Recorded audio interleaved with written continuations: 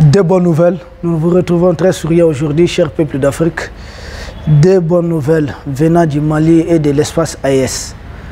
La première bonne nouvelle est qu'un terroriste, redoutable terroriste, le chef d'ailleurs du fameux État islamique au Grand Sahara, qui longtemps a terrorisé les populations maliennes dans la fameuse zone des trois frontières, c'est-à-dire à cheval entre le Mali, le Burkina et le Niger.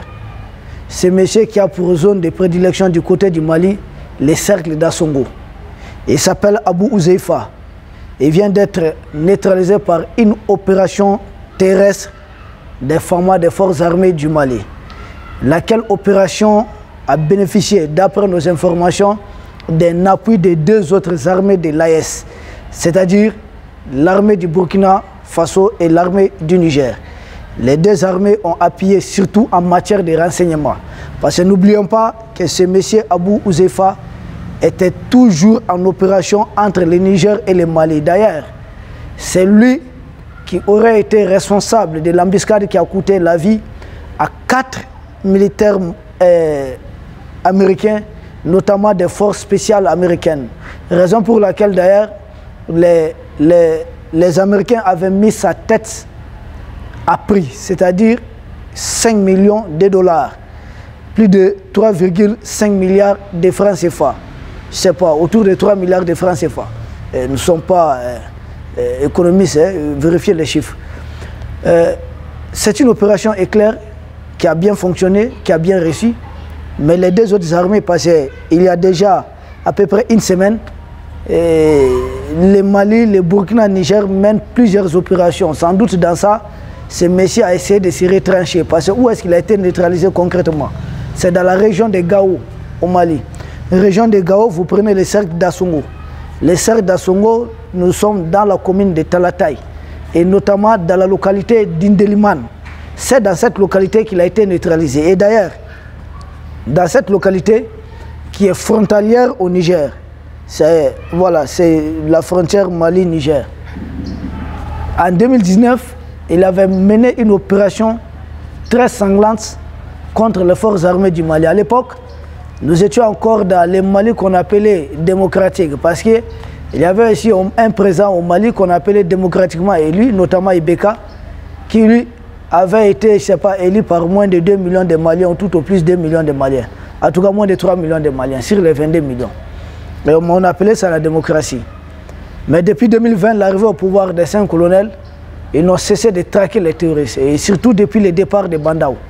C'est-à-dire, à compter de juin 2021, la venue au pouvoir, la confirmation au pouvoir du colonel Assimi Goïta comme chef suprême des armées et chef de l'État du Mali. Nous saluons cette opération, nous saluons les militaires maliens qui ont participé à l'opération, nous saluons les autres armées du G5, les autres armées de l'AES pour leur contribution pour la réussite de cette opération. Et c'est ça la fraternité. Et à chaque fois, nous avons constaté que les trois armées ont opéré ensemble en termes de renseignement ou d'autres types de collaboration, ou même mené des opérations ensemble. Et il y a toujours eu une bonne nouvelle après. N'oublions pas que l'oncle Sam, avec ses drones Reaper, avec tout le matériel, avec ses satellites, depuis 2017, après avoir mis la tête de ces terroristes à prix, n'a jamais réussi à mettre la main sur ces terroristes. De 2017 à 2024, ça nous fait 7 ans que l'oncle Sam est en train de courir derrière ces terroristes et ces hommes en vain. Les vecteurs aériens du Mali n'ont pas participé à l'opération. C'est des troupes au sol, des forces spéciales du Mali. Oui, nous en avons beaucoup ici. Nous avons Forsat, nous avons BAFS, nous avons les Bœufs Rouges, nous avons les Scorpions, nous avons d'innombrables forces spéciales ici au Mali. Donc ce sont ces forces spéciales-là qui ont réussi une telle opération. Nous les saluons, nous les remercions. La deuxième grande nouvelle qu'on voulait vous annoncer, c'est que la Cour constitutionnelle du Mali a rendu, en tout cas a délibéré sur 2 plaintes. 2 plaintes. La première, c'est quoi? C'est que les partis politiques, vous savez que leurs activités ont été suspendues au Mali. Donc depuis la suspension des activités de ces partis politiques, ils ont essayé, ils sont mis ensemble pour essayer de saisir la Cour constitutionnelle Et malheureusement pour eux, la Cour constitutionnelle dit que ça dépasse ses compétences, il faudrait se référer à la Cour suprême. Donc un échec. Deuxième échec, il y a je ne sais pas, un syndicat ou une association des procureurs et d'autres magistrats du Mali, des gens comme ils ont saisi la Cour constitutionnelle du Mali pour demander d'officialiser la fin de la transition, c'est-à-dire dire que nous sommes dans un cadre de vacances de pouvoir. Parce que selon eux, la transition devait prendre fin depuis 26 mars 2024. Là encore, la Cour constitutionnelle a jugé la fameuse plainte irrécevable. Pourquoi? Au motif d'abord que ce ne sont pas des syndicats ou des associations qui doivent saisir la Cour constitutionnelle pour un tel cas. C'est la présidence qui peut saisir pour faire remarquer la vacance de pouvoir. C'est le Parlement qui peut saisir, ou à défaut, c'est le gouvernement, c'est-à-dire la primature. Et là, il y a un vice de forme, vice de procédure, ça fait défaut. La transition est bel et bien en cours au Mali, dans les 3 pays de l'Est. C'est quand nous allons terminer avec les touristes qu'on parlera peut-être des questions d'élection. Pour le moment, nous sommes beaucoup plus préoccupés par ces combats. Tout le monde vient de voir notre victoire sur les terroristes Abou Ouzeifa, d'ailleurs qui a été salué par beaucoup de populations du Nord. Beaucoup ne croient pas qu'un tel monsieur a été neutralisé par les forces armées du Mali. Et d'ailleurs, la nouvelle a été annoncée premièrement par qui? Par un autre chef d'un groupe armé. Oui, par le chef d'un groupe armé du Mali. C'est lui qui est le premier à annoncer.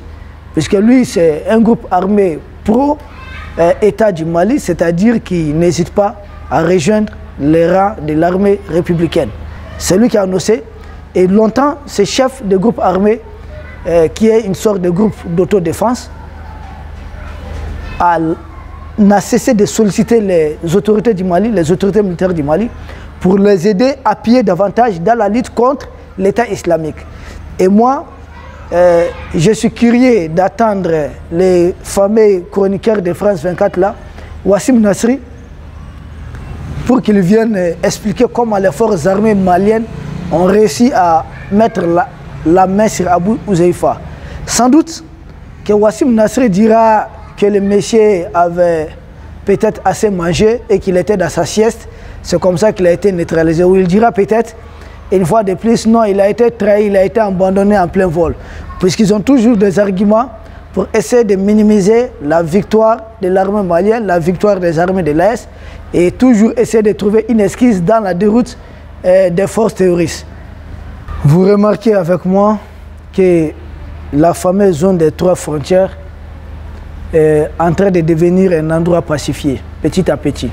Longtemps, c'est cet endroit qu'on nous avait vendu comme un no man's land, parce qu'il y a tellement de richesses là-bas. Uranium, pétrole, gaz, autres. Donc, les impérialistes avaient concentré leurs efforts. Si nous nous souvenons de la célèbre phrase du Premier ministre du Mali, cet abandon en plein vol, une phrase dite à la tribune des Nations Unies, il s'agissait bien sûr de cette zone des 3 frontières. Parce que Barkhane, à l'époque, avait décidé soudainement d'abandonner toutes ses positions entre les mains d'Al-Qaïda et dire vouloir concentrer ses efforts dans la zone des 3 frontières. Mais depuis que Barkhane s'était concentré dans la zone des 3 frontières, là-bas, les choses s'étaient empirées. Et actuellement, le gros des problèmes pour nous, ça se trouve le long de la bande frontalière avec la Mauritanie. Oui, les plus de 2000 km. C'est à ce niveau qu'il faudrait neutraliser encore des terroristes.